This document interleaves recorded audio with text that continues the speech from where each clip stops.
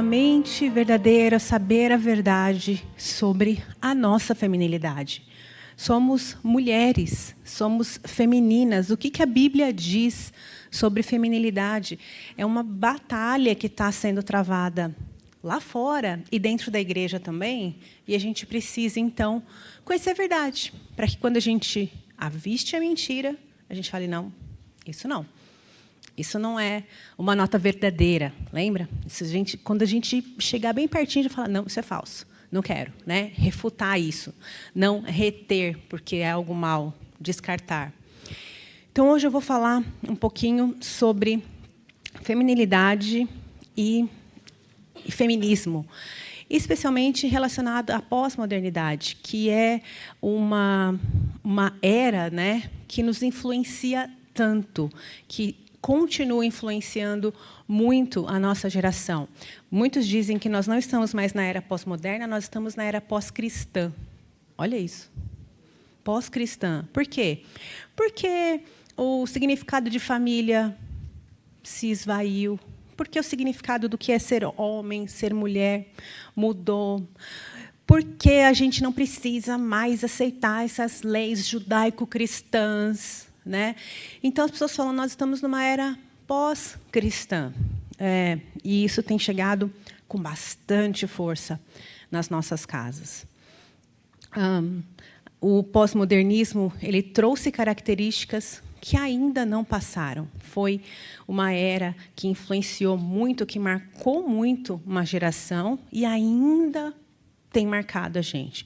E algumas características dele não passaram. Por exemplo, o apreço ao subjetivismo, né? Aquilo de verdade, a sua verdade, a minha verdade, tanto faz homem, mulher, né? Cada um pode ser o que quiser, tudo subjetivo, o certo e errado é subjetivo. O apreço ao imediatismo, esse negocinho aqui, ó, dominando a gente, fazendo com que a gente queira tudo muito rápido, muito na hora. Se demora, sei lá, se o computador demora 15 segundos para ligar, você já fica, né?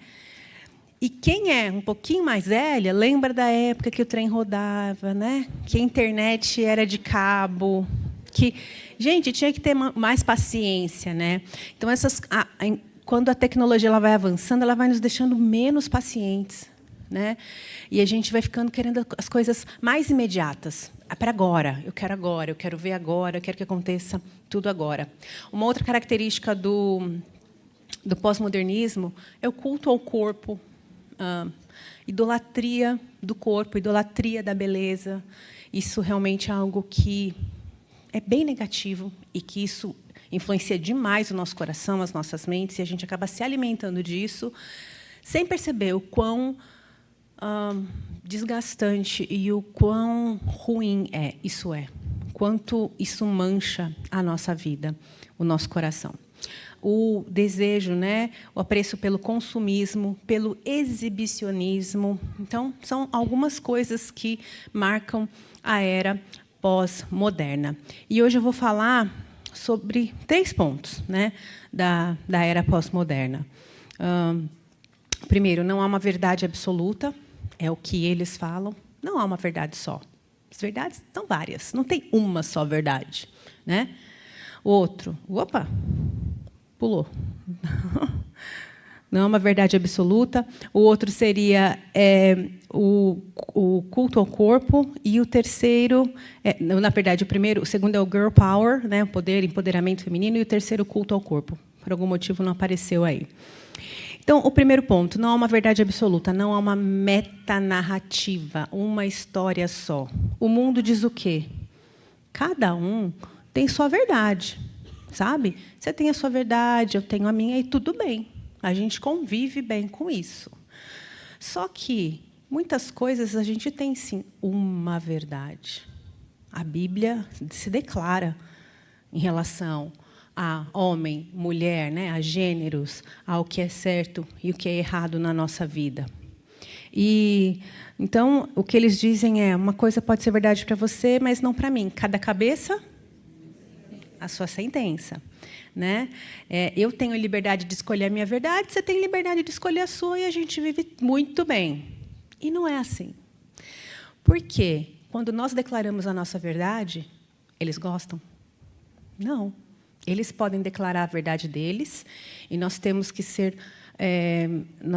entender, né, a verdade deles. Falar, não, você não pode ser contra essas verdades, essas outras ideias.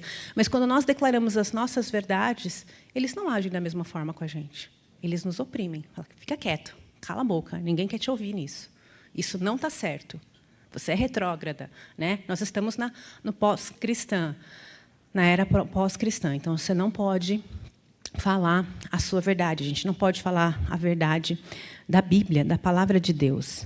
E, apesar de parecer um discurso muito pós-moderno, esse slide está aparecendo inteiro aí. Era para aparecer de um em um, mas tudo bem. Essa fala de que, olha, tem uma verdade sua, tem uma sua, tem uma sua, tem uma sua, parece muito moderno, mas não é.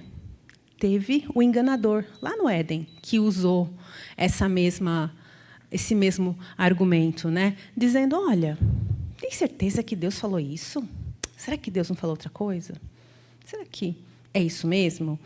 Não comam de nenhum fruto das árvores do jardim? Olha só como muda uma ou outra palavrinha, trazendo uma sutileza ali na mentira. Né? E aí, outra coisa que a serpente falou, que o diabo falou, certamente vocês não vão morrer, não. Imagina, ai, que bobeira. Fica pensando nisso, mulher. Imagina, não é assim, não. E, de fato, eles não comeram e morreram. Né? Mas, a partir daquele momento, a partir de quando eles pecaram, desobedeceram ao Senhor, a morte entrou no mundo. As coisas começaram a se deteriorar a partir dali. Né? Teve uma distorção sutil em relação ao que Deus disse, mas que mudou completamente a verdade do Senhor. E, se os nossos corações não estiverem preparados, conhecendo a verdade, muitas vezes a gente cai nessas sutilezas, nessas mentiras que vêm como se fossem verdades, como se fossem boas, e a gente acaba caindo na armadilha do inimigo. E ele seduz com promessas vazias, com promessas que não nos levam a lugar nenhum. São meias-verdades. Né? Às vezes, a gente ouve coisas aí fora e você fica, é verdade. Nossa, é verdade. Só que, quando você vai mesmo comparar com a palavra de Deus, você fala, não é verdade. Porque uma meia-verdade, ela não é verdade nenhuma, ela é uma inteira mentira. Né? Então, a gente precisa tomar cuidado com isso. Então, enquanto o mundo diz, cada um tem a sua verdade, a Bíblia diz, santifica-os na verdade, a tua palavra é a verdade. João 17:17. Se nós cremos que não há uma verdade, nós desprezamos a Deus. Por quê? Porque Deus é verdade. Porque Deus não mente. A Bíblia é a nossa regra, a única regra de fé e prática. É nela que nós encontramos as mais belas verdades de vida. Então, se a gente fala, cada um tem uma verdade, você está falando, a Bíblia não vale nada. Né? Ou ela é só mais uma das verdades, que é o que algumas pessoas acreditam por aí. Ela é mais uma das histórias que são contadas por aí. Se a gente parte do princípio que nós temos várias verdades, então nós desprezamos o Deus Trino, o Deus Criador. Por quê? Uma acredita que tem um Deus Criador, a outra não. E se a gente concorda, você fala, talvez não tenha existido mesmo, não. Talvez tenha sido a explosão. Né? Aí eu fico pensando, essas pessoas que acreditam mesmo nessa explosão têm muita fé, mas muita fé. Por quê? Pega uma caixa de brinquedo e dá para a criança jogar no chão da sala. Daquilo vai sair alguma ordem? Nunca. Né? Quanto mais vida. Então, assim, essas pessoas, eu penso assim, têm realmente muita fé, né, de achar que de uma explosão do nada surgiu tudo. Mas aí a gente despreza o Deus Criador, o Deus Salvador, o Deus Consolador, se a gente crê nisso, que há uma verdade para cada um. É uma vida até sem rumo nem beira, né? A gente fala sem eira nem beira, sem rumo. Por quê? Porque se tem várias verdades, cada hora tem um caminho diferente. Cada hora vai para um lado diferente. É igual o carrinho de bate-bate lá, que você fica, né, dependendo de para onde bate você, daí você vai para um lado diferente. Então, essas pessoas que pensam assim, que têm verdades diferentes, elas têm uma vida difícil, porque elas não têm um rumo, não têm um trajeto, um mapa. Cada hora está sendo levado por um vento de doutrina diferente. E eu conheci pessoas assim, que faziam parte de seitas, e aí cada hora o líder da seita falava que não podia comer uma coisa diferente. Então, por um tempo era trigo, mas podia comer o germen de trigo. Não, a sêmola, é isso, né? É parte do sêmola. Obrigada. Mas aí depois podia comer tudo de novo. Aí foi mudando. Aí carne, não pode carne, aí não pode soja, aí chegou num ponto que não podia café. Gente, não pode café. Mas, assim, olha só, e eu não sei de onde a pessoa tirava essa ideia da cabeça, né, essa ideia do coração dele, da cabeça dele e tal. Mas você vê, é levado por vento de doutrinas. Não tem uma razão específica. E aí são mentiras que conduzem massas de pessoas, né, e levam muitas pessoas ao engodo, a realmente andar por caminhos tortuosos. E é muito triste quando a gente vê isso acontecendo. Só que tem coisa que é bem escancarado, né? E tem coisa que é mais sutil e que nos levam, que nos enredam, como a Renata falou. É uma vida, muitas vezes, sem esperança, porque se é uma vida sem verdade, você não sabe para onde você está indo. Você não sabe que rumo tomar. Cada hora é uma história diferente, né? E aí a gente vê essas pessoas aí, que muitas vezes são até bem famosas e bem-sucedidas aos olhos do mundo, com uma vida vazia. E, às vezes, a gente tem uma grata surpresa de ver alguma delas, né? Alguém sendo transformado pelo Senhor.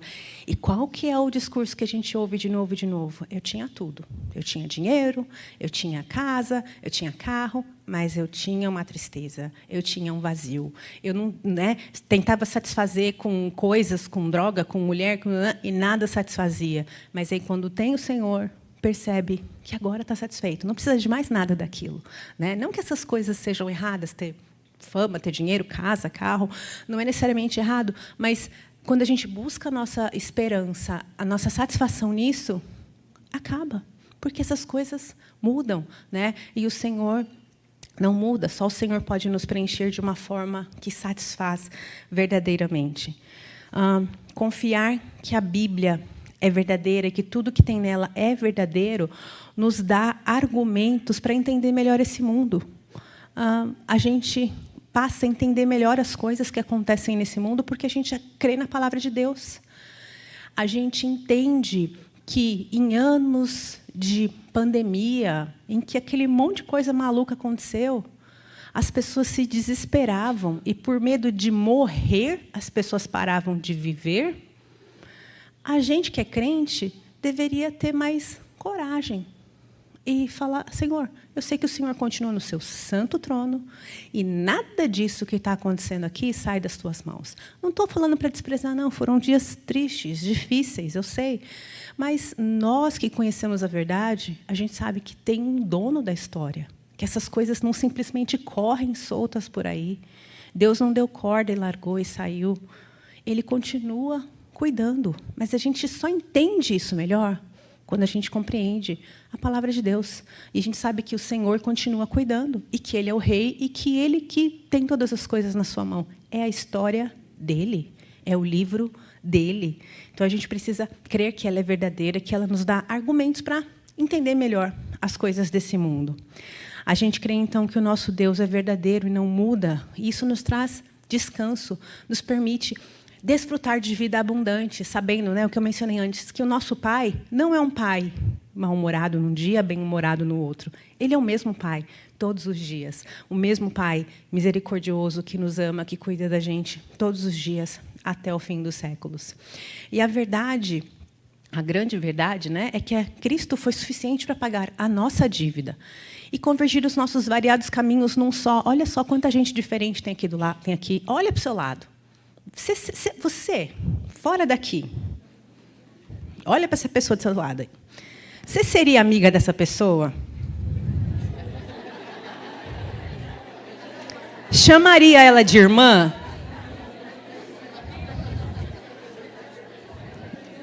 Difícil, né? Mas olha só, pela misericórdia de Deus, porque nós somos salvas pelo mesmo sangue, lavadas pelo mesmo sangue, a gente senta uma do lado da outra e chama a outra de irmã. Né? E a gente até brinca, fala assim, ai, no céu, vamos morar do lado? Né? Vamos, né? Ter a nossa casinha junta ali? Né? Porque, que bom. Porque no mundo aí fora, as pessoas se unem por outras afinidades, que não tem nada a ver com o sangue de Cristo. São afinidades financeiras, são afinidades do seu gênero, da sua escolha sexual, do seu time de futebol. Né? E aqui dentro, olha só, a gente tem gente de tudo quanto é jeito. De tudo quanto é time de futebol, escolaridade, cabelo, cor diferente, classe social, cidade, estado, país diferente. E a gente está aqui sentado, chamando uma outra de irmã. Então, porque nós conhecemos a verdade da palavra de Deus, a gente sabe que o Senhor foi suficiente para pagar pelos nossos pecados. A gente não tem que fazer nada para que a gente consiga o favor de Deus. Ele já é nosso. Amém. Já é nosso. Essa vida que a gente lê na Bíblia, que a gente sabe que a gente vai ter, já é nossa. Nós precisamos, então, cuidar, né? Então, umas das outras e crer que essas coisas são verdadeiras. Crer que tem só uma verdade. Não existem várias verdades. É uma só. Né? E os nossos caminhos variados foram convergidos para um só, pelo mesmo Senhor. A verdade, ela é absoluta e ela é libertadora. A verdade é Cristo. A nossa verdade é o nosso Senhor, que viveu uma vida perfeita em nosso lugar, morreu e ressuscitou para nos livrar da vida do pecado. Então, há, sim, uma história só. Há, sim, uma metanarrativa. É uma história que começou lá em Gênesis e termina em Apocalipse. E é a mesma história. Quando a gente lê a Bíblia, a gente não lê um livro, outro livro, como se fossem partes diferentes, ou histórias diferentes, ou até, né, livros diferentes. Não, é o mesmo livro, que tem um começo e um final. Né? É a história verdadeira e a mais linda história de amor. Perante Deus, nós temos uma vida perfeita porque Ele nos deu, porque Ele olha para a gente através de Cristo. Essa é uma grande verdade. Então, por isso que a gente não precisa lutar, batalhar pelo favor de Deus. Nós já recebemos em Jesus Cristo. Nós precisamos lutar, batalhar pela nossa santidade, para sermos mais parecidas com esse Senhor a cada dia. Mas, quando Deus olha para nós, Ele não nos fulmina com a sua justiça, porque Ele vê a Cristo. Ele vê as obras do Senhor Jesus, ao invés dos nossos trapos de imundícia. Então, enquanto a pós-modernidade nega a metanarrativa, nós cremos que há, sim, uma só história que começa em Gênesis e termina em Apocalipse. Outro ponto, o girl power, ou o empoderamento das mulheres. Né? Enquanto o mundo diz, olha, as mulheres podem tudo, tá? As mulheres vão dominar o mundo. Né? Tem esses escritos em camiseta, né? O mundo é feminino. Vocês já viram isso? Um monte de mulheres usando essas camisetas. Às vezes está escrito em inglês, às vezes está escrito em francês. E a gente compra essas roupas sem perceber o que está escrito ali. Cuidado quando vai comprar roupa para menina, principalmente, né? Que tem um monte dessas ideologias estampadas ali, e aí sai a menininha usando lá o poder das meninas, né? O poder das mulheres, a bandeira feminista ali, e a gente não percebe isso. E esse movimento, Girl Power, surgiu na década de 90, mas a semente já existia antes. Na década de 90, ali que ele explodiu com as Spice Girls. Não sei se quem cresceu na década de 90 aí, né? Cantava as musiquinhas e tal. Né? Elas assim, são a cara desse movimento de empoderamento do Girl Power. Tá? São a cara disso. Mas isso já, como eu disse, já existia antes. Desde o final do século XIX, começo do século XX, onde os pedidos de igualdade foram tomando forma, viraram documentos, e esse movimento, então, feminista, começou a crescer. E olha só como é um contrassenso, usando aqui as Spice Girls. Elas tinham todo aquele movimento de girl power. Tal. Como que era a roupa delas? Desse tamaninho, assim, né? E aí, isso é empoderamento, isso é respeito para o movimento. Tá? E ninguém pode falar nada, porque elas precisam ser respeitadas. E aí, assim, a gente olhar para isso e falar, isso é verdade? Ao mesmo tempo que você pede respeito, que você pede poder, que você pede isso e aquilo, o tamanho da sua roupa encolhe de tal forma que, se você juntar a parte de cima com a parte de baixo, não dá uma. Né? Então, isso é o poder, é o respeito, isso é respeitável, é de boa fama, é virtuoso, é justo, é puro, de acordo com a palavra de Deus? Não, né?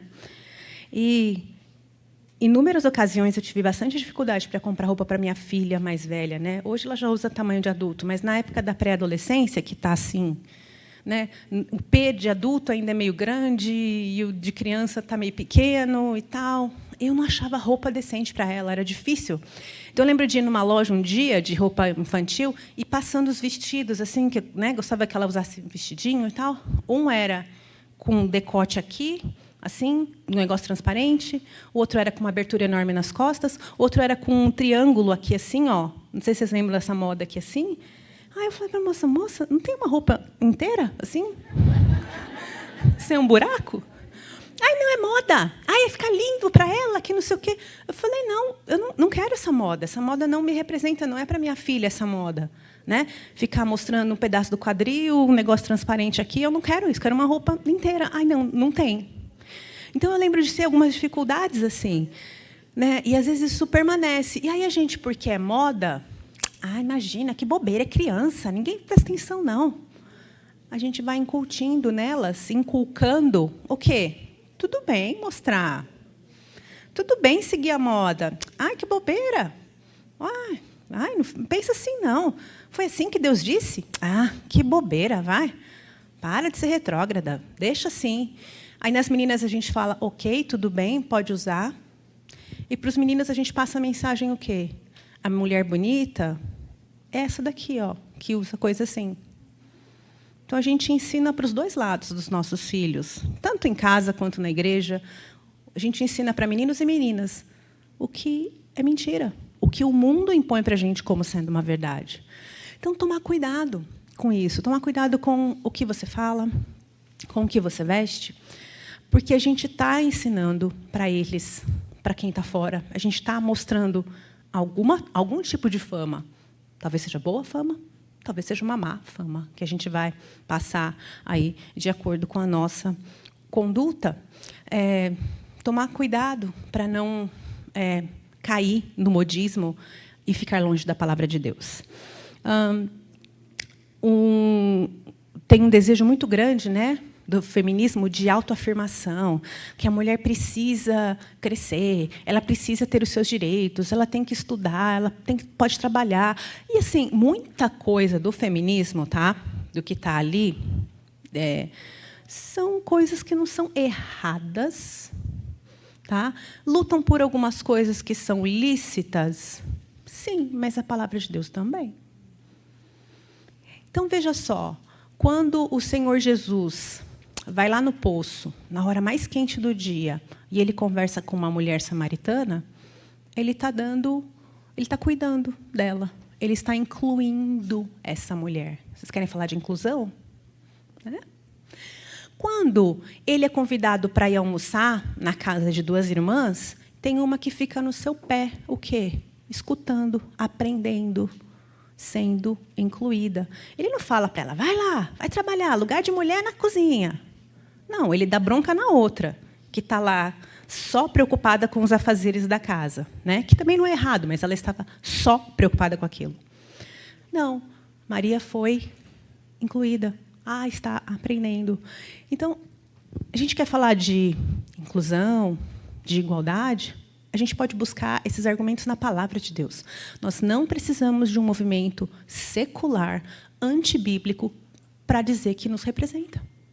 A palavra de Deus nos representa. O nosso Senhor Jesus é o nosso representante, que incluiu mulheres, que conversou com mulheres, que tratou mulheres com respeito, com amor. Eu gosto sempre de me lembrar que ele viveu uma vida inteira perfeita por nós. Estou falando o final, acho que da palestra já. Mas só vou falar um trechinho. Ele nunca destratou mulheres na sua vida perfeita. Nunca olhou para uma mulher de forma lasciva, de forma impura. Nisso, ele também foi o nosso representante, nos representando na sua pureza, sem pecar. E aí esse movimento, então, ele nos engana, né, o feminismo, falando que a gente precisa dele, que, olha, se não fosse o feminismo, as mulheres não iam isso, não aquilo, naquilo outro. É mesmo? Será? Né? E existe um lado também das mulheres que fala, não, o feminismo ele é necessário por conta do machismo. Porque se não fosse o machismo, não teria o feminismo. Será? Né?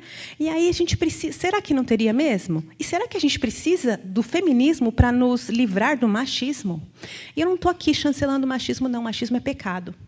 Homens que usam da sua força, falando de submissão de uma maneira errada, antibíblica, estão pecando, estão errando. Estão sendo contrários à palavra de Deus. Mesmo que usem os argumentos bíblicos, se eles estão usando disso para subjugar as mulheres, eles estão em pecado e merecem disciplina. Mas o feminismo, por outro lado, não é a nossa resposta para isso. Por quê? Se o machismo é pecado, o feminismo é pecado. Eu não combato pecado com pecado. A gente combate pecado com verdade. Pecado com perdão. Né? Então, o feminismo ele não é a resposta para o machismo. A gente não pode achar que a gente precisa disso para combater, então, algum outro movimento ou para angariar alguma coisa, algum privilégio para as mulheres. A palavra de Deus ela já nos dá, já nos garante isso, já nos garante esse valor que as mulheres tanto buscam lá fora com esses movimentos. A gente busca, muitas vezes, o valor nas coisas passageiras e a gente define valor pela nossa identidade pelas coisas que a gente faz. E a nossa identidade não é definida por isso. Nossa identidade é definida por uma pessoa, a quem nós devemos ser idênticas, parafraseando também aqui a Renata, idênticas a Cristo. É nele que está a nossa identidade. Eu costumo falar assim, né? Eu nem me apresentei assim hoje, mas eu costumo falar, eu sou a Nathalie, eu sou esposa, mãe, motorista, boleira, faxineira, decoradora de festa, costureira, né? Agora, e aí costumo falar isso, como se fosse minha identidade, mas não é. São coisas que eu faço. Por quê? Se um dia eu ficar adoentada e ficar de cama, eu não vou mais fazer bolo, eu não vou mais dirigir, não vou mais fazer faxina, né? Eu vou ter limitações para cuidar dos meus filhos e do meu marido, mas eu não vou deixar de ser quem eu sou. Porque eu não faço essas coisas, eu não deixo de ser a Nathalie salva em Cristo Jesus.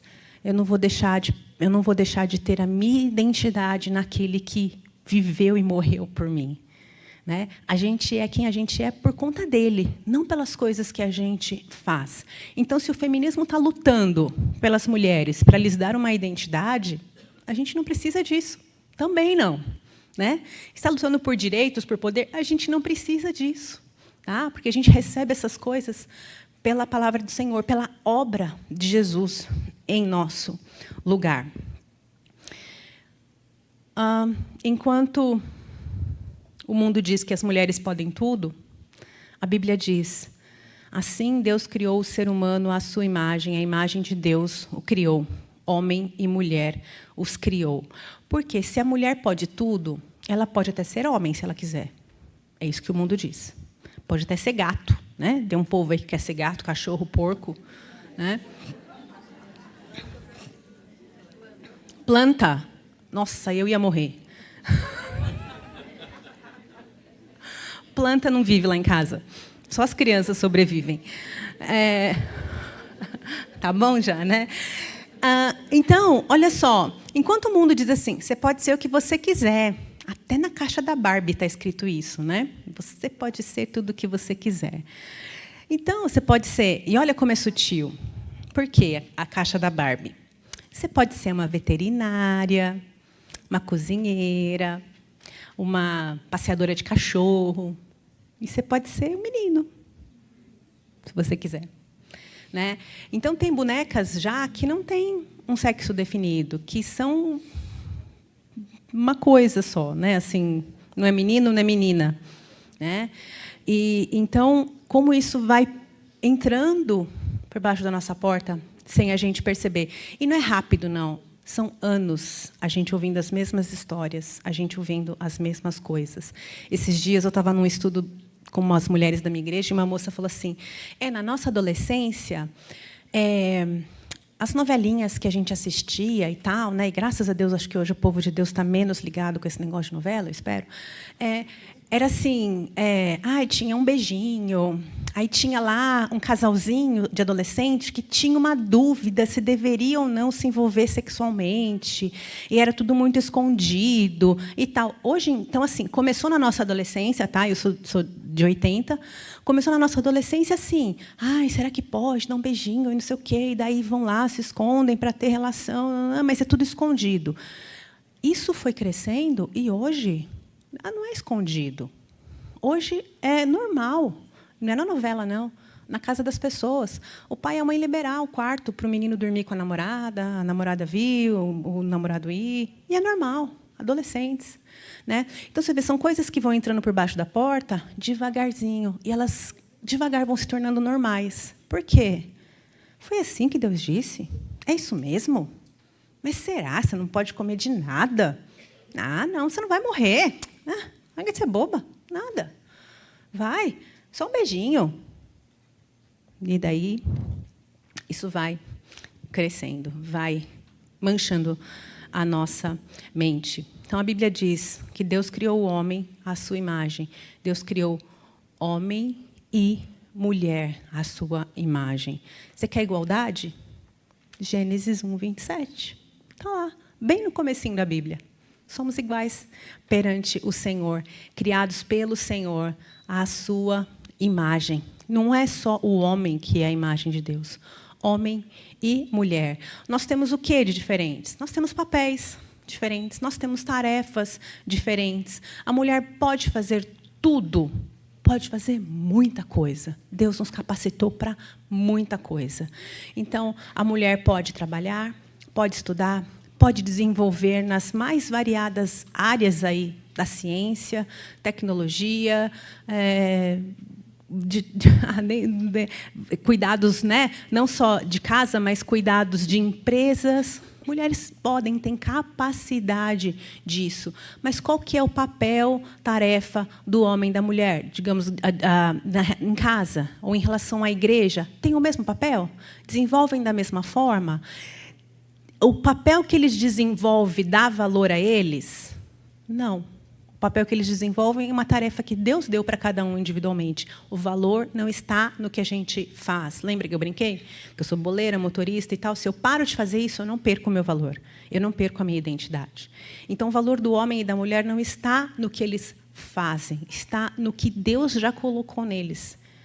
Já lhes imputou através de Cristo Jesus. Então, não é o que faz. Então o homem tem mais valor porque ele pode ser pastor, porque ele é o chefe do lar, ele é o líder da casa, ele vale mais. Não, o Senhor dá valor igual, temos o mesmo valor, papéis diferentes, propósitos diferentes. Tá? Quer dizer, o mesmo propósito, na verdade. Nós temos papéis diferentes, mas o mesmo propósito. Porque qual o fim principal do homem? E gozá-lo para sempre, se alegrar nele para sempre. Qual o fim principal da mulher? É o mesmo. Então, às vezes, a gente fica brigando por algumas coisas que não fazem sentido, né?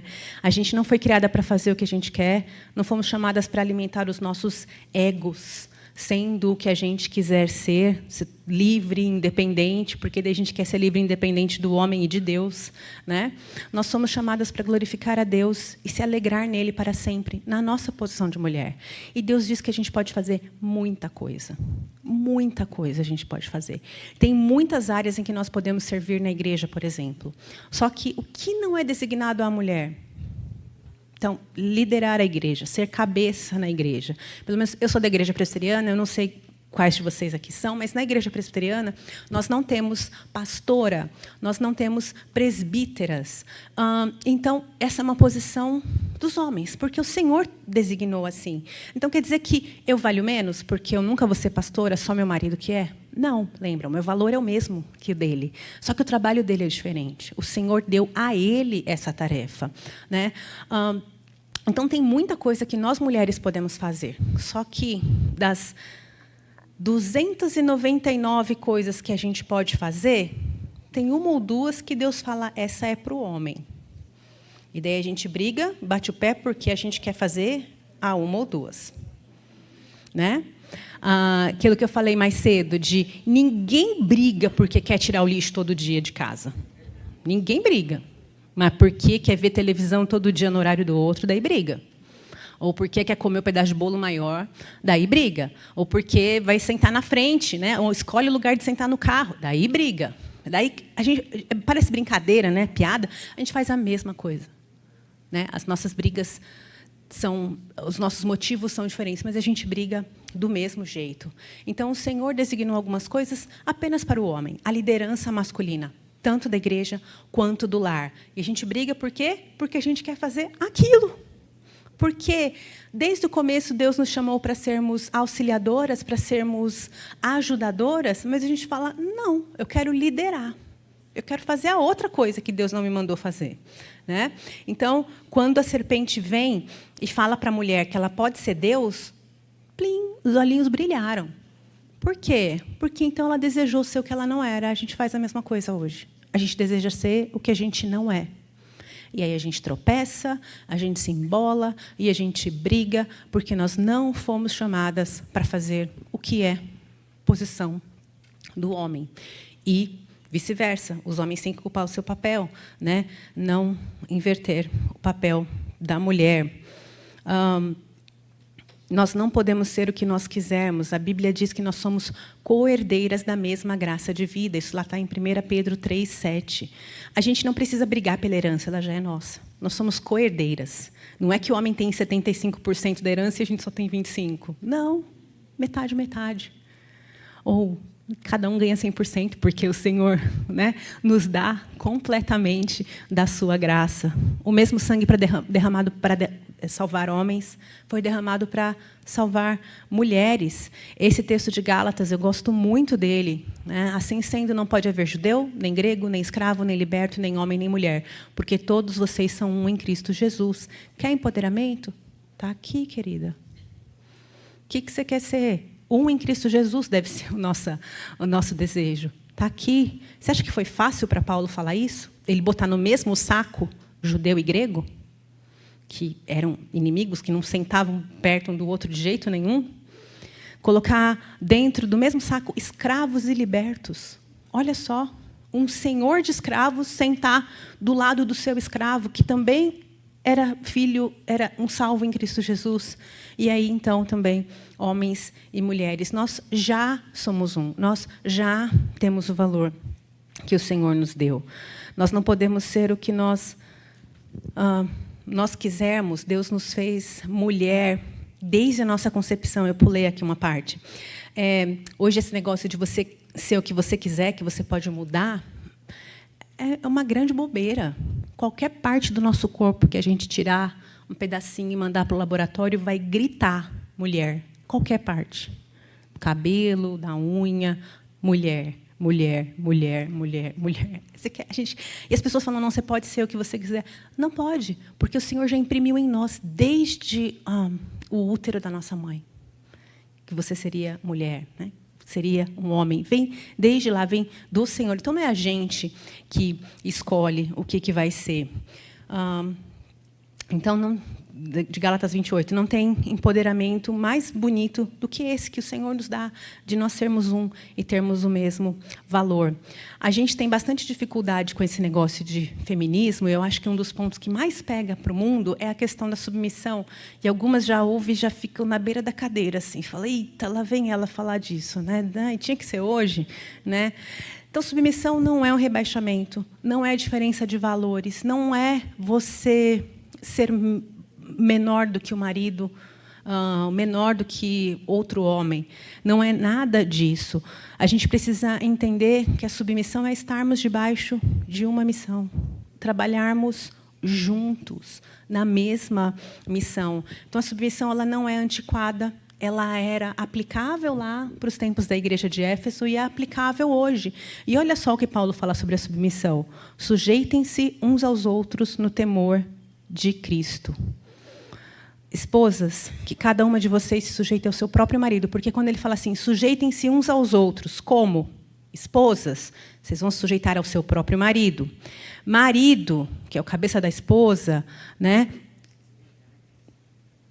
Porque o marido é o cabeça da esposa, como também Cristo é o cabeça da igreja, sendo Ele próprio o Salvador do mundo. Ou Salvador do corpo, desculpa, eu achei que eu estava lendo um outro versículo aqui, eu estava até falando já um outro, mas eu me confundi. Então, sujeitem-se uns aos outros no temor de Cristo, como esposas, que cada uma de vocês se sujeite ao próprio marido, como ao Senhor, porque o marido é o cabeça da esposa, como também Cristo é o cabeça da igreja, sendo Ele próprio o Salvador do corpo. Então, ser submissa não é ser incompetente para fazer outra coisa. Ela não consegue fazer mais nada, então ela só fica em casa, né? As pessoas remetem muito a submissão ao lar, você só ficar em casa e ser do lar. Aqui o verso que eu queria ler.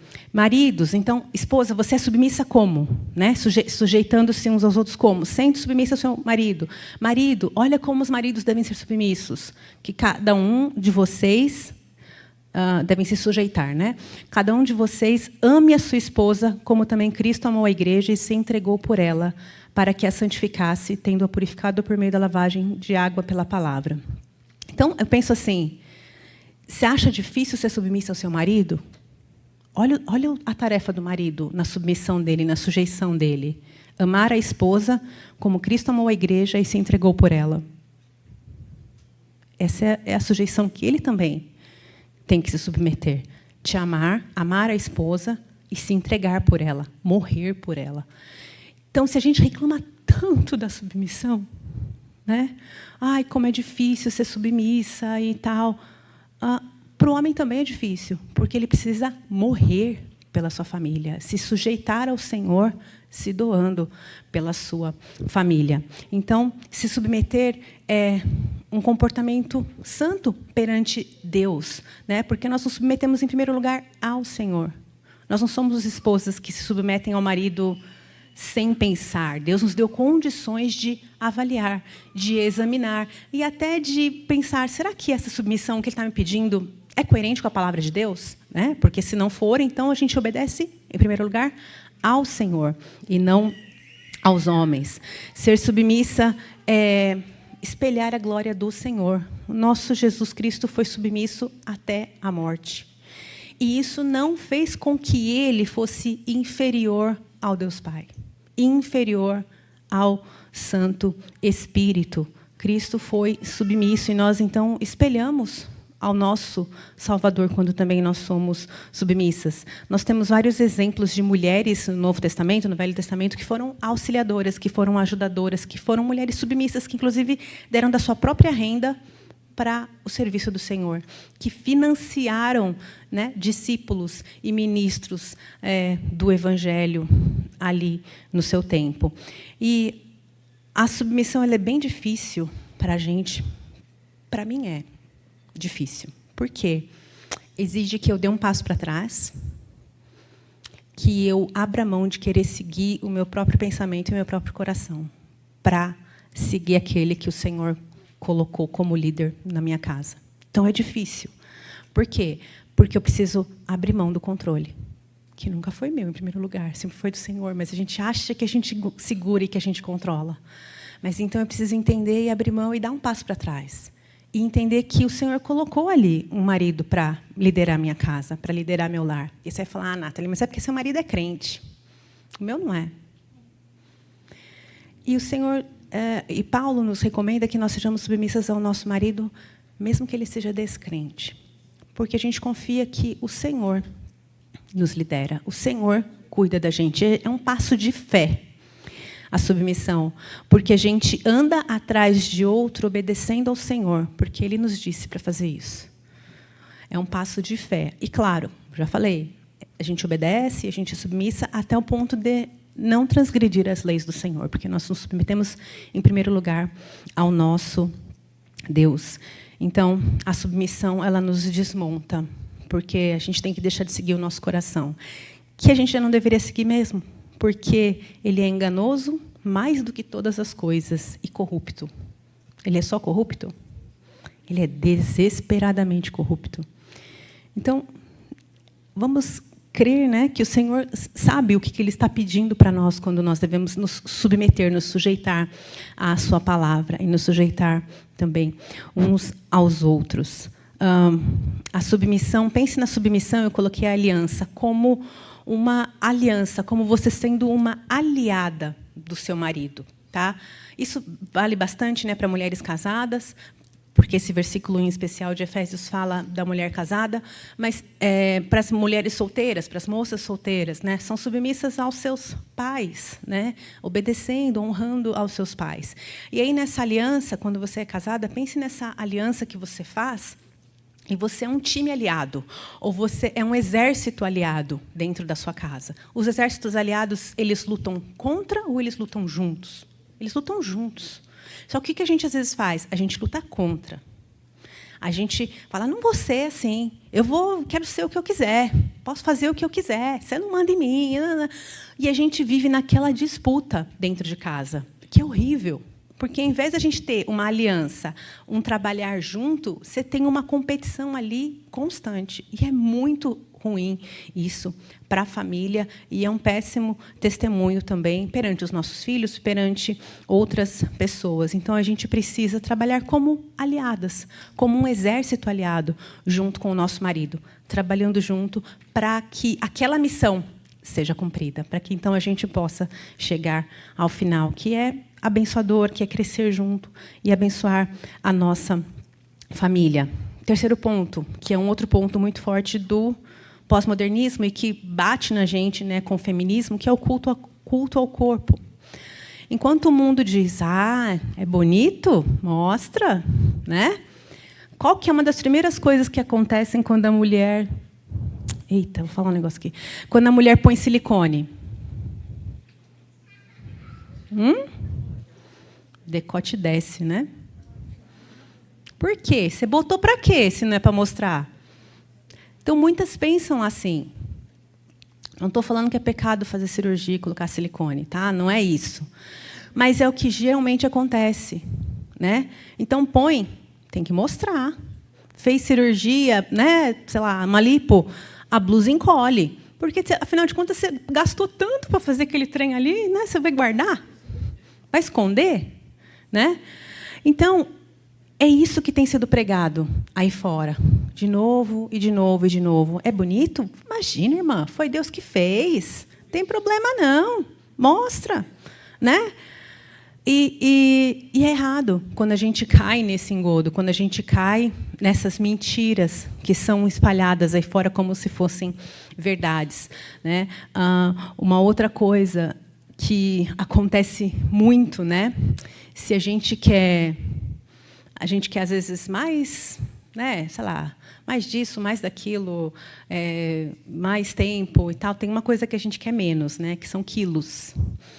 Ninguém quer mais, né? Nem gramas. Ninguém quer mais, né? E a gente está sempre insatisfeita, né, com a nossa aparência, com o nosso corpo, com nossas gramas, né, espalhadas aí da maneira que são pelo nosso corpo. A gente está sempre insatisfeita. E daí as mulheres buscam, então, os consertos. Né? Por exemplo, a cirurgia. Não é pecado, tá? Volto a falar. Só que, se você coloca a sua satisfação, a sua alegria e o seu propósito de vida nisso, é pecado. Porque você está idolatrando uma coisa que é passageira. Porque, vamos combinar, você estica esse ano que vem vai cair de novo. Né? A gente está em degradação. E o que eu vi, já pessoalmente, de pessoas que fizeram cirurgias plásticas, faz uma pensando na outra, pensando na outra, pensando na outra. Por quê? Não acaba nunca. Não vai parar. A gente não vai parar de ficar flácida, de criar ruga. A gente não vai parar. É um efeito do pecado. né? Volto a dizer, é pecado fazer? Não é pecado. Se você põe a sua esperança, sua satisfação, a sua alegria num creme de cabelo, isso pode ser pecado, não precisa ser uma cirurgia plástica. Tá? Pode ser uma coisa mais barata, menos invasiva, mas pode ser pecaminosa tanto quanto a outra, né? Não é isso que vai te trazer alegria.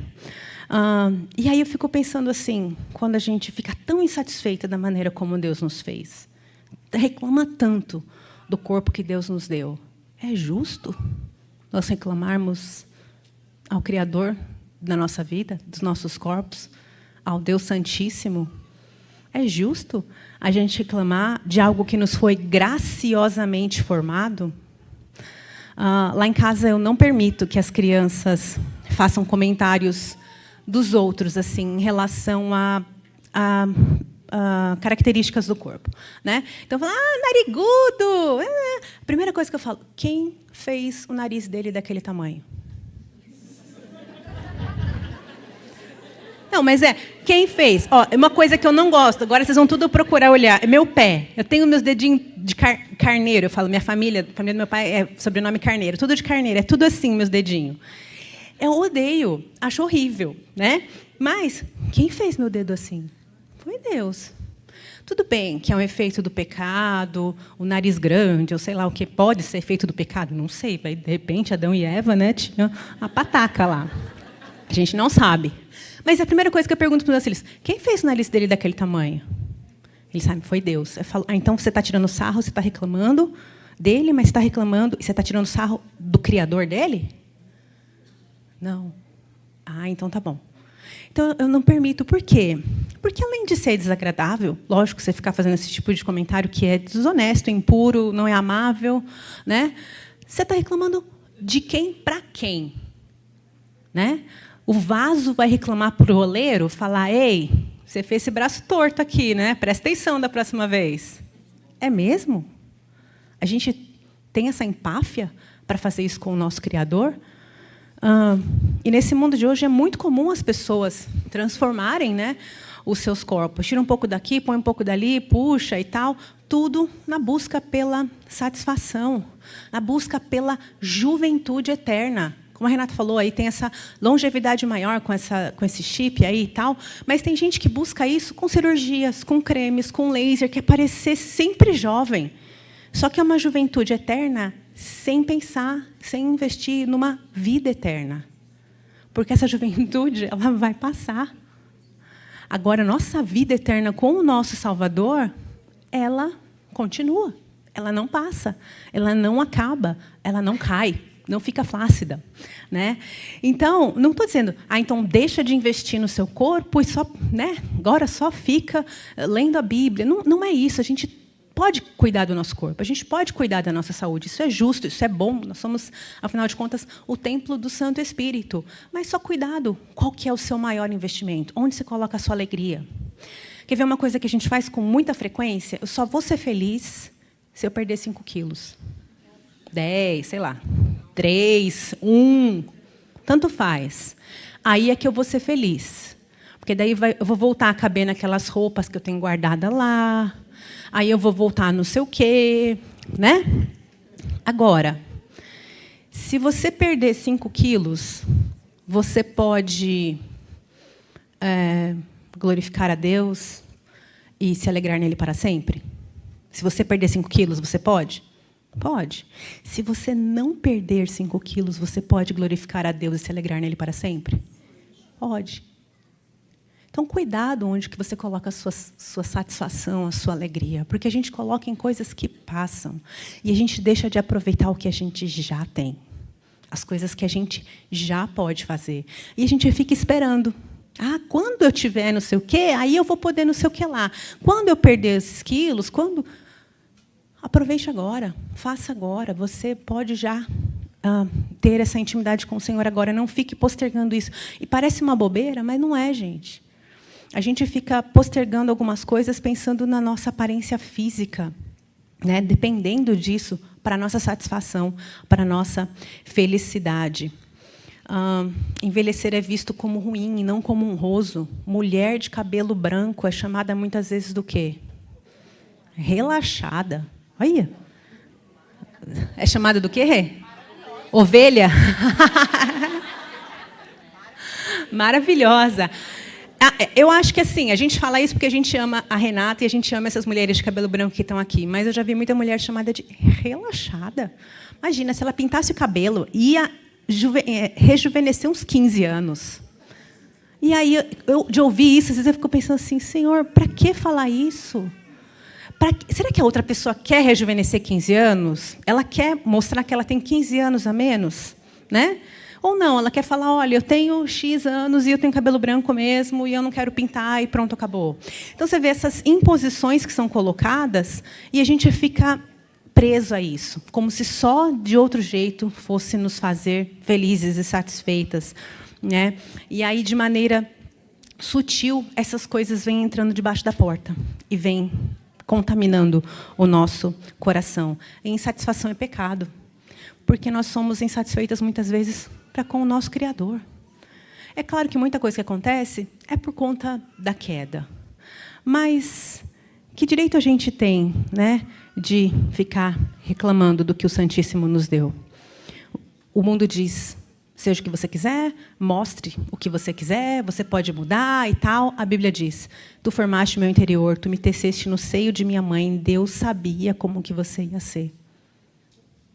Você já pensou nisso? Deus sabia como você seria hoje? Que você teria cabelo liso, enrolado, que você seria míope, alérgica. Deus sabia. Ele te criou assim, desde lá do ventre da sua mãe. Né?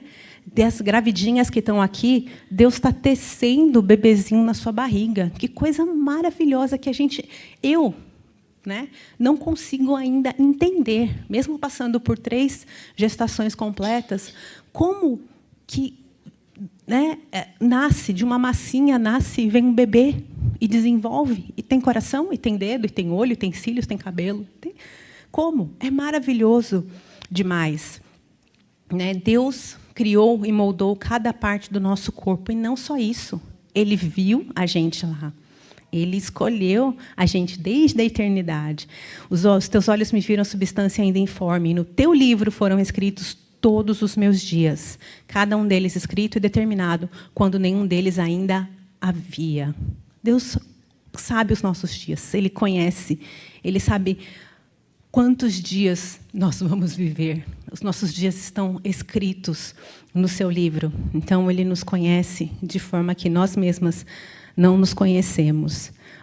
E saber que Deus moldou e cuidou de cada parte do meu corpo me alegra. Fala, eu tenho um Criador. Eu não fui criada aleatoriamente. Né? Jogo de... Igual esse negocinho que a gente sorteia o nome ali, né? Aleatório, sei lá. Não, Deus sabia como que seria cada parte. E aí, a gente precisa ser lembrada que os propósitos de Deus são perfeitos. Então, Ele sabia que nós teríamos as doenças que a gente teria o cabelo, o corpo e tal, a altura que a gente teria. É claro que isso não estou falando, né, quando eu falei da cirurgia, então não estou falando contra a gente se cuidar. Não tem pecado nenhum você se cuidar, você se manter saudável. É bom, é excelente que isso aconteça, mas que isso não seja a fonte do nosso contentamento. Tá? Quando a gente se cuida, né, a gente cuida da nossa saúde, a gente se prepara para servir melhor. Então, eu me cuido hoje, faço exercício, tomo remédio, não sei o que e tal. Por quê? Porque eu quero envelhecer, eu falo para os meus filhos, eu quero envelhecer e eu quero carregar meus netos. Eu quero continuar servindo na igreja. E, se eu não me cuidar, eu vou ficar uma velha, toda enrijecida, que não vai conseguir andar. E eu vou precisar de ajuda, né, de outras pessoas me ajudando. Então, eu quero me cuidar para que mesmo, né, nas minhas idades aí à frente, eu possa continuar servindo. E a gente precisa investir, então, no nosso corpo para isso. Eu quero investir no meu corpo, na minha saúde, para quê? Qual que é o meu plano? É para mim mesma? É para eu me mostrar? Ou é para que eu possa continuar servindo? Para que eu possa, então, continuar servindo os meus filhos, o meu marido e a igreja, o corpo de Cristo também, né? Ser mulher nesse mundo em constante mudança nos traz muitos desafios, não são poucos. O ser mulher nesse mundo é bastante difícil, a gente passa por muitas coisas difíceis. Mas se nós temos uma mente verdadeira, firmada em Cristo, nós sabemos para onde olhar. A gente não é levado por verdades, por mentiras que se parecem verdades, né? E em Cristo nós temos a nossa identidade que não muda de acordo com a época, não muda de acordo com as modas. Nele nós temos uma vida que não passa de acordo com o pensamento das pessoas. É uma vida firmada na palavra. É uma vida que é firmada nas verdades do Senhor, expressas na sua palavra.